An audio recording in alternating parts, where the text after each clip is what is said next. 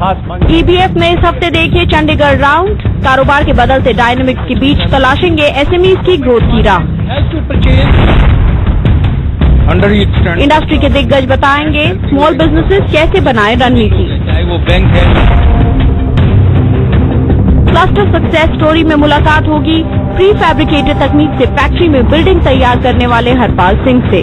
नीचे वाली स्टोरी कहीं ना कहीं और जगह। स्मॉल इज बिग में देखिए छोटू शर्मा की इंस्पायरिंग कहानी, पीएम का काम करते करते कैसे बना डाली खुद की सॉफ्टवेयर कंपनी। काफी कम होते हैं जो छोटू शर्मा जैसे लोग देखता हूँ। और इंडिया मार्ट के फाउंडर दिनेश अग्रवाल के साथ होगा छोटू शर्मा का स्पेशल मेंटरिंग सेशन। हमने थोड़ा सा डिस्ट्रीब्यूट।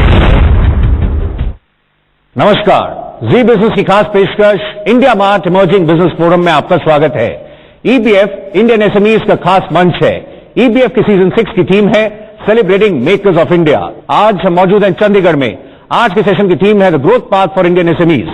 हमारे स्टीम स्पीकर्स इस पर आपको अपने पक्ष रखेंगे और बताएंगे किस तरह से आप आगे बढ़ सकते हैं। ओपनिंग एड्रेस के लिए मैं बुलाना चाहूंगा विकास अग्रवाल साहब को, national head acquisition India mart.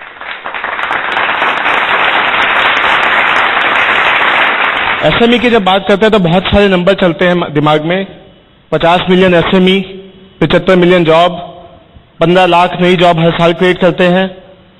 India का बहुत बड़ा GDP का हिस्सा ये SMEs ही कवर करते हैं, चाहे वो एग्रीकल्चर के माध्यम से हो चाहे इंडस्ट्री के माध्यम से। बट अगर कंपेयर करें किसी भी डेवलप कंट्री से, US का एग्जांपल लेते हैं, डिस्पाइट की इतनी बड़ी पॉपुलेशन होने के, क्या SME उतना बड़ा कॉन्ट्रीब्यूशन टोटल रेवेन्यू में दे पा रहे हैं?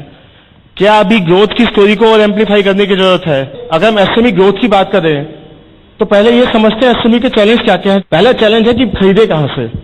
सामान बनाना है तो सामान लेना भी पड़ेगा, चाहे मैं ट्रेडर हूं, चाहे मैं मैन्युफैक्चरर हूं, चाहे मैं सप्लायर हूं। सामान खरीदे कहां से, सबसे बड़ी प्रॉब्लम तो वो थी। सामान ले लिया, सब कुछ बन गया, अब बेचे कहां पर, कैसे नई मार्केट ले पाए। वहीं पे जो पहला ग्राफ दिखाया था कि चंडीगढ़ बीच में है, इंडिया भी है, वर्ल्ड भी है, कहां पे वो उसे सपोर्ट कर पाए। क्या आपको नई मार्केट चाहिए, इसी मार्केट के नए बायर चाहिए आपको, या आपको मार्केट के बाहर जाके, चंडीगढ़ से बाहर जाकर के, पंजाब से बाहर जाके कहीं और जाना है। वो बहुत सारी अपॉर्चुनिटी है जहां पर भी SME फंस जाता है। दूसरी प्रॉब्लम स्टेटमेंट दिखती है सप्लाइंग की।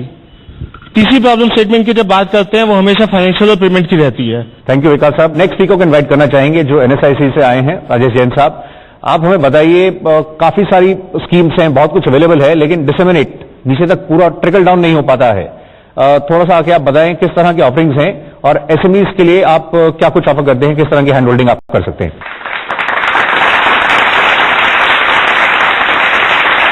Government of India has taken various initiatives for the growth of MSMEs. First of all, what any of the micro small enterprises unit is required. Basically, three things are main for any of the MSMEs to come forward. First is the marketing. What type of marketing they like to go for? They might be going for the traditional type of marketing, domestic marketing. They might be going for the export marketing. With the export potential, they are visiting in the various countries and creating the export market potential out there. Then government support services. Government of India has come up with the public procurement policy where 20% purchases created for the micro and small enterprises. Means any of the government department has to purchase 20% items from the micro and small enterprises, out of which 4% purchases to be made from the units owned by SC/STs. There is a huge market potential in Government of India, various departments and PSUs also. So opportunities are there. We have to encash the opportunities. We should expand our reach.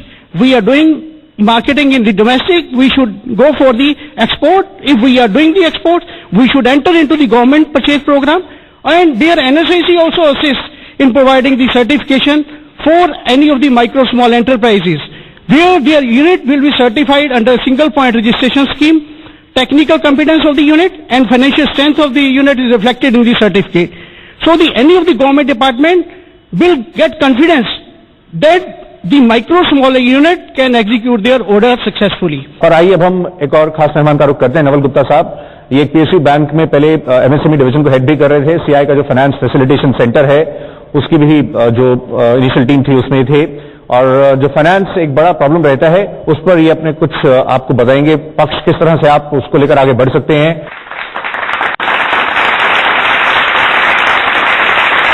So MSME, I would like to say this is backbone of the Indian economy. So I would like to say there are some reasons why these units are not getting timely help.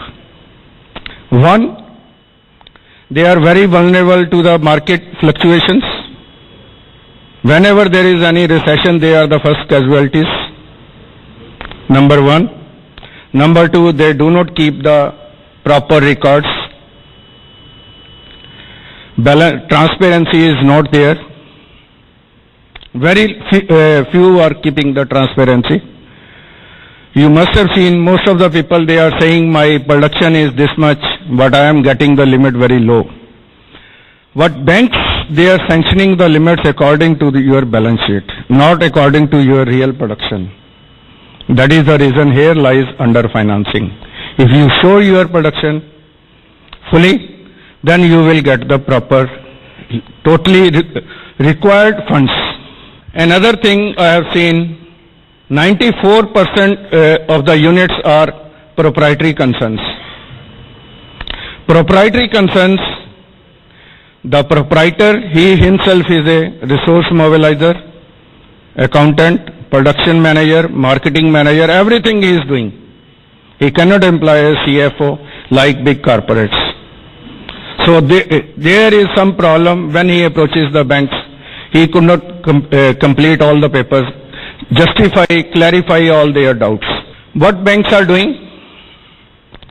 Banks have opened specialized SME branches for the entrepreneurs.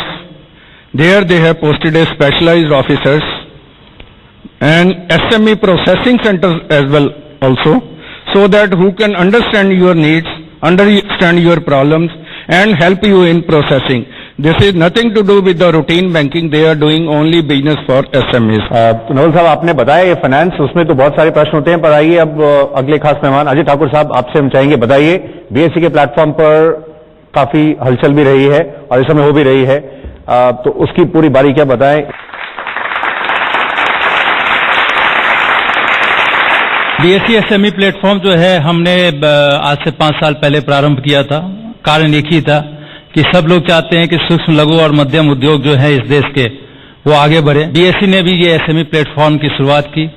हमारे 3 requirements रहते हैं कोई भी company अगर हमारे यहाँ पे सूचीबद्ध होना चाहती है तो।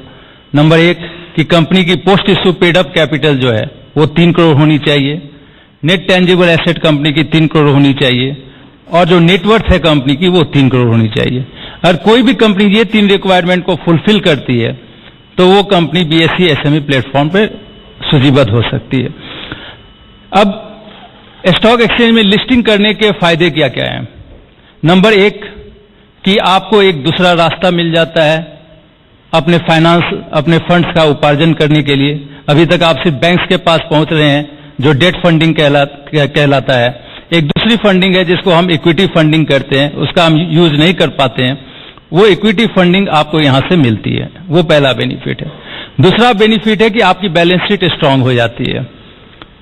बैलेंस शीट इस तरह से स्ट्रांग होती है कि जब आप डेट और इक्विटी का सम्मिश्रण रखते हैं अपने बैलेंस शीट पे तो आपकी प्रॉफिट बढ़ती है, और जब प्रॉफिट बढ़ती है तो जितने भी लोग हैं, चाहे वो बैंक है या स्टॉक मार्केट है या कोई भी है, वो आपको अच्छी वैल्यूएशन देता है। तीसरी चीज ये होती है कि आपकी कंपनी में ट्रांसपेरेंसी, जैसे गुप्ता जी बात कर रहे थे, ट्रांसपेरेंसी कम होती है। जब आप लिस्टिंग करा लेते हैं तो लोगों का आपके तरफ देखने का नजरिया चेंज हो जाता है। अभी आप देश के किसी एक कोने में है, आपको बहुत सारे लोग जानते नहीं है, लेकिन जब आप स्टॉक एक्सचेंज प्लेटफॉर्म पे आते हैं तो देश में कोने कोने से लोग आपको जानने लग जाते हैं। सबके सामने आपकी कंपनी की बिजनेस प्रोफाइल आ जाती है, सबके सामने आपकी कंपनी की बिजनेस आ जाती है, आपकी बैलेंस से आप कितनी प्रॉफिट कर रहे हो, कैसी बिजनेस कर रहे हो, और वो सब आपसे जुड़ना चाहते हैं। अगर आपको ग्रो करना है, आपको ब्रांड बिल्डिंग अपनी बनानी है, तो ब्रांड बिल्डिंग बनाने का इससे अच्छा और बिना खर्च किए हुए कोई दूसरा जरिया नहीं है। मैं अपना घर बना रहा था जी, और घर खत्म होने पे गया। एक दिन प्लम्बर आता था, नेक्स्ट डे इलेक्ट्रिशियन गायब हो जाता था, उसके अगले दिन वेल्डर गायब हो जाता था। जब सारे लोग आते थे तो बारिश आई थी। तो मैंने क्या किया, मैंने घर को, बिल्डिंग को फैक्ट्री में ले गया।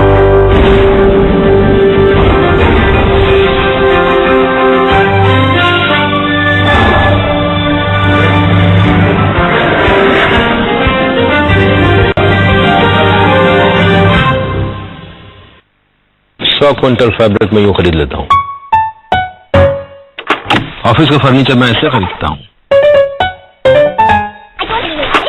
मैनेजर की बर्थडे के लिए टोपियां यूं। और धागे के लिए मैं ऐसे काम नहीं कर रहा है, नए मंगवा लो। कि मैं ऐसे खरीद रहा हूं। इंडिया मार्ट में मिलेंगे आपको करोड़ों प्रोडक्ट्स के सेलर, इसलिए आराम की ट्यून बजाइए indiamart.com। काम यही बनता है। आज जहां हूं वहां से आगे बढ़ना चाहता हूं, बिजनेस को अगले मकाम तक ले जाना चाहता हूं, पर किसी के कंधों के सहारे नहीं, अपने बलबूते पर बढ़ना चाहता हूं, किसी से हाथ फैलाकर नहीं, हक से लेना चाहता हूं। आप जैसे खुददार बिजनेस ओनर्स को हम बनाते हैं सेल्फ रिलायंट। हम हैं Reliance commercial finance. Business expansion loans के लिए 561616 पर SMS करें BE। Reliance commercial finance, making India self reliant.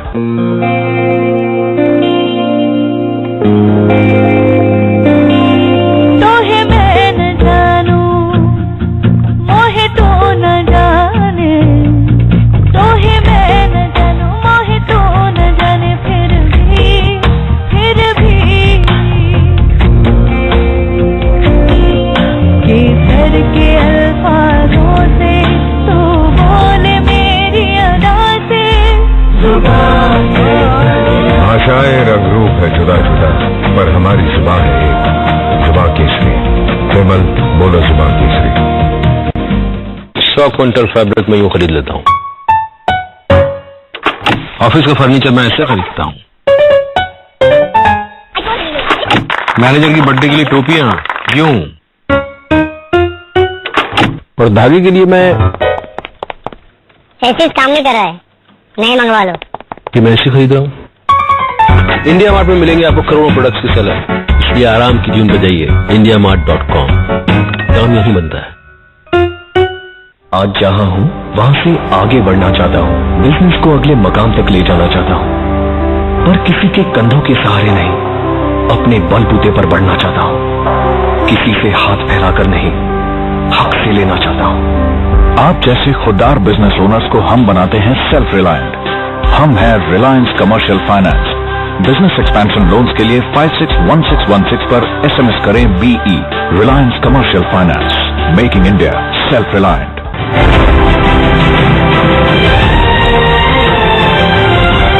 Very warm welcome.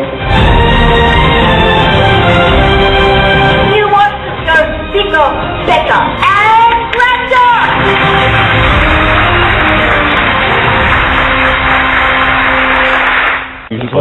अरे गाइस, मैं 5 मिनट में जा रहा हूँ। 811 का अकाउंट नहीं खोला तो पेमेंट रुक जाएगा। पहले 2 मिनट में हो जाएगा। डाउनलोड। अरे मेरा फोन कहाँ है यार? आधार कार्ड। मेकअप रूम मेरा वैन में है। आधार कार्ड ये रहा आपका फोन, ये रहा। 2 मिनट का काम है, डाउनलोड कीजिए। अब अपना आधार कार्ड निकालिए। ये रहा। अभी आपको एक OTP आएगा। आ गया। अपना पैन नंबर डाल दीजिए, अपना MPIN सेट कर लीजिए। पिन हो गया? हो तो गया, पर ये क्या हो रहा है? मैंने सोचा अर्चना जी के साथ एक चाय पी के जाता हूँ। India's first downloadable bank account, 811 from Kotak Mahindra Bank. Come on, come on. The second, come on. Button दबाओ, बिजली बचाओ रे, बटन दबाओ। बटन दबाओ, दबाओ, बिजली बचाओ रे, बटन दबाओ, दबाओ, बिजली बचाओ रे। सूरज की रोशनी में बत्ती क्यों जले, बेमतलब मीटर भी ऐसे ही चले। बटन दबाओ, दबाओ, बिजली बचाओ रे। इस गलियां उस गली जहां पेट्रोल बत्ती गली, वहां अब ये बात चली।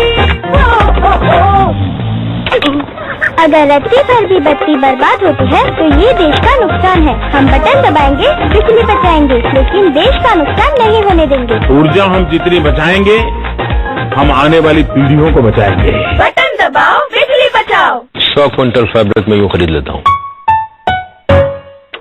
ऑफिस का फर्नीचर मैं ऐसे खरीदता हूँ। मैनेजर की बर्थडे के लिए टोपियां यूं, और धागे के लिए मैं ऐसे काम नहीं कर रहा है, नहीं मंगवा लो। कि मैं ऐसे खरीद रहा हूँ। इंडिया मार्ट में मिलेंगे आपको करोड़ों प्रोडक्ट्स की सलाह, इसलिए आराम की जून बजाइए indiamart.com। काम यही बनता है।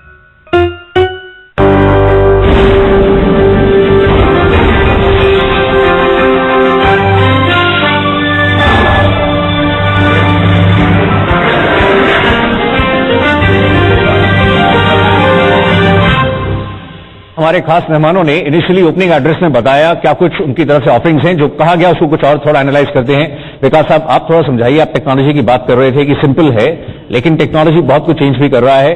आप उसको लेकर कुछ आपने ऐसे ट्रेंड्स ऑब्जर्व किए हों, कुछ ऐसा जब आपका इंटरेक्शन होता है, जो हेजिटेशन जो पहले रहती थी, क्या उसमें कुछ बदलाव हो रहा है? सबसे ज्यादा पॉजिटिव ट्रेंड जो दिखने में आए हैं, एक का नाम है मोबाइल और एक का नाम है मोबाइल पे इंटरनेट। तो थोड़ा सा आप Tier 2 सिटीज में जाते हैं, कहीं भी जाते हैं, पहले चैलेंज आता था मेरे पास कंप्यूटर नहीं है, मेरे पास वाईफाई नहीं है, मेरे पास केबल नहीं लग के आती। तो सबसे बड़ा चेंज जो किया है, और उस चेंज का बहुत सारा क्रेडिट मैं गवर्नमेंट पॉलिसीज को भी दूंगा। नवल साहब, आप बताइए, ये अभी तक जो फाइनेंसिंग की प्रॉब्लम रहती थी, अब जब सब चीजें हम देख रहे हैं ऑनलाइन आ रही हैं, तो आपको एक इंडिविजुअल का प्रोफाइल, उसका पूरा रिकॉर्ड बेटर फॉर्मेट में मिलेगा, क्योंकि सब कुछ ऑनलाइन होगा। तो क्या ये बेटर होगा? क्योंकि आप अभी मेंशन ये भी कर रहे थे बात में कि बुक्स प्रॉपर्ली मेंटेन नहीं करते हैं।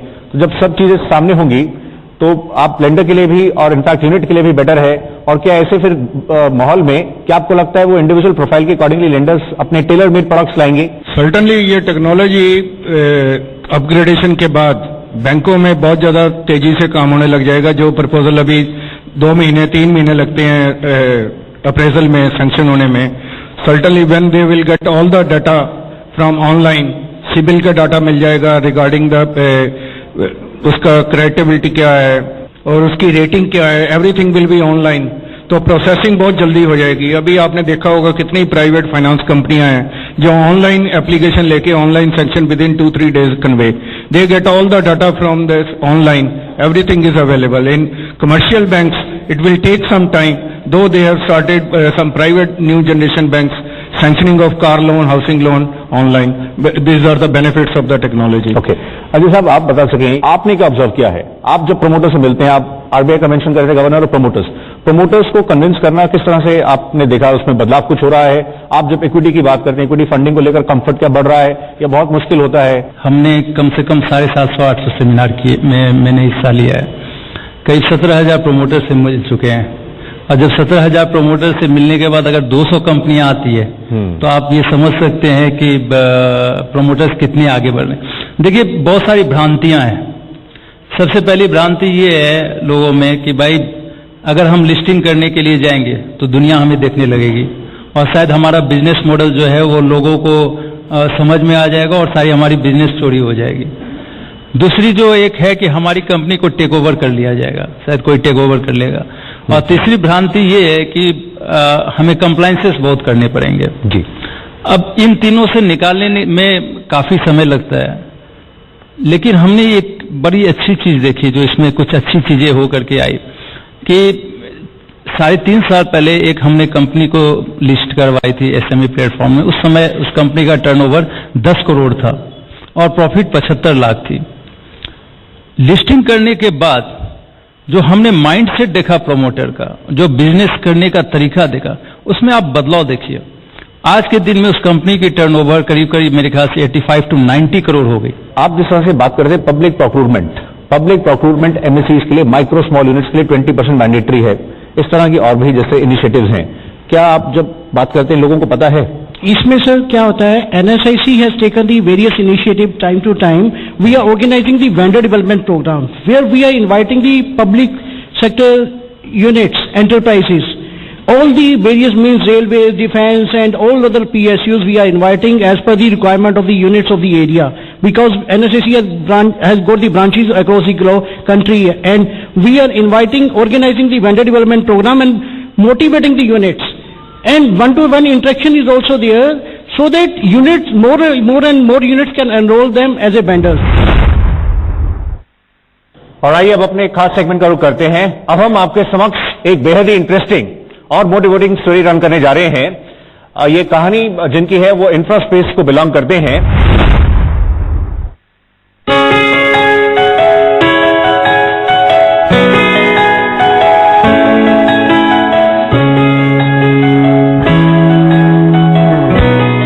सिनर्जी ग्रुप के फाउंडर और जाने माने कारोबारी हरपाल सिंह ने ये साबित कर दिखाया कि अगर हौसले बुलंद हो तो कोई भी चुनौती बड़ी नहीं होती। आपने कुछ ही साल में इंफ्रा क्षेत्र में अपनी खास जगह बना ली है। साल 2012 में आप इंफ्रास्ट्रक्चर स्पेस में एक इनोवेटिव आइडिया लेकर आए। आपने प्री फैब्रिकेटेड के माध्यम से बिल्डिंग की ज्यादातर तैयारी फैक्ट्री में की और उसके बाद मोहाली की साइट पर महज 48 घंटे में 10 मंजिला इमारत खड़ी कर दी और अपने आइडिया को हकीकत में बदल कर दिखाया। इस काम के लिए आपका नाम लिम्का बुक ऑफ रिकॉर्ड्स में भी दर्ज किया गया। आपने इसी तकनीक का इस्तेमाल कर कई और बिल्डिंग का निर्माण भी किया, जिनमें कुछ होटल और अस्पताल शामिल हैं। आपको India mart emerging business forum की ओर से ढेरों शुभकामनाएं। सो लेडीज एंड जेंटलमैन, आइए हम स्वागत करते हैं हरपाल सिंह जी का। Sir, good evening and thank you very much for joining us. ये जिस तरह से ये बिल्डिंग मटेरियल के स्पेस में आपने प्री फैब्रिकेटेड एरिया में जिस तरह से आपने जोर दिया और वहां से आपने फैक्ट्रीज में सेटअप करने का सोचा और फिर आप उसको लेकर जिस तरह से साइट पर गए, हम थोड़ा सा आपको पीछे ले जाना चाहेंगे। ये किस तरह से शुरुआत कैसे हुई? मैं अपना घर बना रहा था जी, और घर खत्म होने पे नहीं आ रहा था। एक दिन प्लम्बर आता था, नेक्स्ट डे इलेक्ट्रिशियन गायब हो जाता था, उसके अगले दिन वेल्डर गायब होता था। जब सारे लोग आते थे तो बारिश आती थी। तो मैंने क्या किया, मैंने घर को, बिल्डिंग को फैक्ट्री में ले गया। भी हम लोग जो टाइम का प्रयोग ठीक से नहीं कर पाते साइट पे, वो फैक्ट्री में पॉसिबल है। आप ये बताइए, ये जिस तरह से इस पूरे प्रोसेस में आपने जैसे बताया फैक्ट्री एरिया में जो पूरा वर्क होता है, आपने इसमें ये जो पूरा प्रोसेस के अंदर कितना समय, उसी को जो हम देखते हैं कंस्ट्रक्शन साइट पर जितना समय लगता है, उसके कंपैरिजन में जब आपने फैक्ट्री में किया तो कितना इसमें टाइम का कितना सेविंग हुआ? बहुत सेविंग हो जाता है। फॉर एग्जाम्पल, जो मैंने पहली बिल्डिंग बनाई, जब idea came to my head जी और बिल्डिंग एक्चुअल में खड़ी हुई, टोटल समय था 7 महीने। इस 7 महीने में 3.5 महीने SCRC चेन्नई ने लिए, जिसने इसको शेकर टेबल पे बिल्डिंग को टेस्ट किया, और 1.5 महीना मेरे VIP ने आने को लगाया। सो 3.5 और 1.5 5 महीने हो गए, तो टोटल 7 महीने लगे थे। तो तकरीबन 2 महीने में वो फर्स्ट बिल्डिंग थी मेरी। उससे पहले कभी मैंने बिल्डिंग नहीं बनाई थी, वो फर्स्ट बिल्डिंग थी। मैं 2 महीने में बना के 10 स्टोरी आपको तैयार करके दे सका 48 आवर्स में। आप ये बताइए, आपने किसी मॉडल को स्टडी किया था? मतलब ये आपको आइडिया तो आया, आपको लगा मैं ऐसे कर सकता हूं, उसको इम्प्लीमेंट करते समय आपकी टीम और आपने किस तरह से इसको मतलब फाइनली इसको अंजाम तक पहुंचाया? एंटरप्रेन्योर की सबसे बड़ी डेफिनेशन ये होती है, अगर पहले कुछ हुआ हो तो फिर आप एंटरप्रेन्योर नहीं हुए ना। जो पहले नहीं हुआ, जो मुझे किक ही वो चीज देती है, मैं वही काम करता हूं जिसमें कुछ किक हो। मुझे किक वो चीज देती जब लोग कहते थे ये नहीं हो सकता। उस चीज को पकड़ने में जो मजा है वो और किस चीज में नहीं है। ग्रेट। तो इसमें कॉस्ट कितना जनरली सेव हो जाता है? अगर कॉस्टिंग की बात करें, क्या कॉस्ट ऑलमोस्ट इक्वल है या हायर साइड पर है, या कैसे आपने देखा कॉस्टिंग एंगल को? अगर हम देखें कॉस्टिंग एंगल देखा जाए तो आप जो भी कंस्ट्रक्शन आप साइट पे करते हैं, वेस्टेज बहुत ज्यादा होती है। इस टेक्नोलॉजी में आपकी हर चीज सेव होती है, आपकी इलेक्ट्रिसिटी सेव होती है। और ये 48 आवर्स में मैंने 10 मंजिल की इमारत बना के दिखाई। ये सिर्फ एक इमारत नहीं थी, मैंने इसमें 18 टेक्नोलॉजीज डाली हैं। Wonderful. This is one of the most energy efficient buildings in the world. तो सर, ये जैसे आपने ये हम देख रहे हैं 10 स्टोरी 48 आवर्स में जिस तरह से खड़ी कर दी, उसमें फिर कुछ हॉस्पिटल्स में भी आपने किया, कुछ होटल्स की तरफ भी आपने जिस तरह से इसको लेकर किया, ये ओवरऑल ये जो पूरा एक्सपीरियंस रहा, इसमें हम देख रहे हैं कि टूरिस्ट भी इस तरफ अट्रैक्ट हो रहे हैं, मतलब जो आ रहे हैं एक तरीके से टूरिस्ट स्पॉट हो गया, वो आके देखते हैं। ये हुआ किस तरह से? बिल्कुल। मैंने सबसे पहले ग्राउंड फ्लोर में मैंने अपनी टीम बिठा दी, क्योंकि हर स्टोरी पे मैंने अलग अलग चीज बना के दिखाई है जी।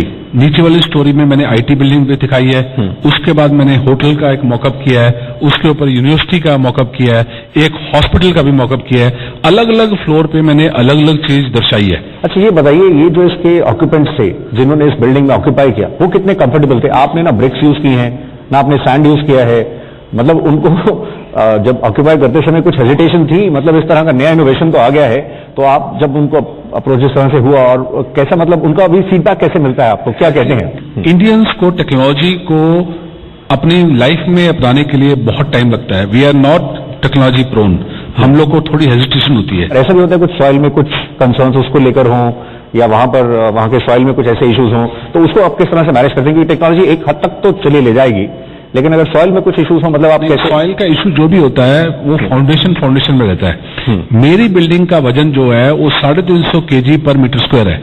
नॉर्मल बिल्डिंग का वजन होता है 1500 से 1600 kg पर मीटर स्क्वायर। सो ये बहुत लाइट वेट स्ट्रक्चर है। लाइट वेट स्ट्रक्चर होने का मतलब ये है आपको कम गहरा जाना पड़ेगा, और हम इसको इंडिविजुअल फुटिंग, मेरी 10 मंजिल की इमारत सिर्फ 2 मीटर नीचे है और इंडिविजुअल फुटिंग है। कहने का मतलब तात्पर्य ये है भी फाउंडेशन में आपने बहुत पैसे बचा लिए। अभी रेसिडेंशियल कुछ दिए भी हैं मार्केट में, जिस तरह से किसी एरिया में आए हैं? जी हाँ, हिमाचल गवर्नमेंट ने सबसे पहले मुझे प्रोजेक्ट दिया था। हम लोग तकरीबन 800 घर बना रहे हैं। कुछ है धर्मशाला में, कुछ है सोलन में, और ये सारे ईडब्ल्यूएस सेगमेंट में आते हैं। इकोनॉमिकली वीकर सेक्शन जो है इंडिया में, उन्हीं घरों की सबसे ज्यादा जरूरत है। सर आपके जज्बे को टीम ईबीएफ का सलाम एंड बहुत बहुत शुभकामनाएं, and thank you very much for taking our time. Small is big में देखिए पियोन का काम करते करते छोटू शर्मा ने कैसे बना डाली खुद की सॉफ्टवेयर कंपनी। ये जो मैंने आईटी कंपनी स्टार्ट की थी, तो मेरा एजुकेशन का अच्छा था, कहीं न्यूज़पेपर में नहीं ऐड देते, बच्चे वर्ड ऑफ माउथ से अपने आप आते हैं मेरे पास। मैं जैसे लोग देखता हूँ तो मुझे लगता है कि भारत का भविष्य काफी उज्जवल है।